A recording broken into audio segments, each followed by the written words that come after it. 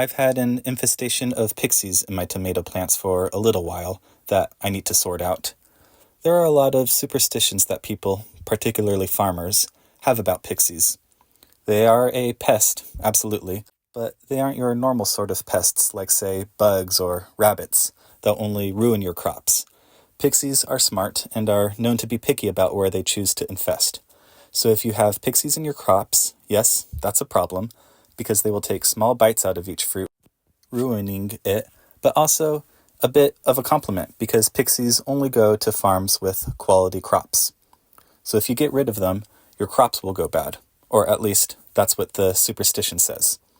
But I don't have a concern for those beliefs. My tomatoes are going bad now, and it's time for me to do something about it. One of the challenges pixies present is that you can't just wipe them out like you can other pests. Well, I suppose you could, but it would take a heartless person to treat them like a rabbit eating your carrots. Pixies are clever and have family bonds and do create a sort of community once they've started living somewhere long enough.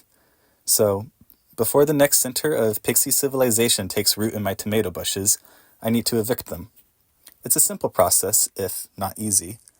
Yesterday, after work was done, I took a hike into the woods just across the river. I packed some food with me so I wouldn't feel a rush to get home in time for supper. In my pack, I wrapped a meat pie, along with 2 apples and a canteen of water. I hiked for about 2 hours until I came across a clearing. There was a ring of mushrooms I was careful to avoid, lest it be a gate to the Feywild, though gates are rarely that obvious. In the clearing of pines, there was a grassy meadow, crisscrossed with fallen trees in various states of decomposition. Likely this meadow is a resting point for centaurs, as they migrate through each year. The logs will provide great structures that pixies can use to build homes in. So today, I pulled out my pixie-proof case from the back of my shed, then, careful to avoid being bit by them or crushing their wings, I had to grab them quickly before they realized what is going on. The first 3 are easy, caught completely unaware.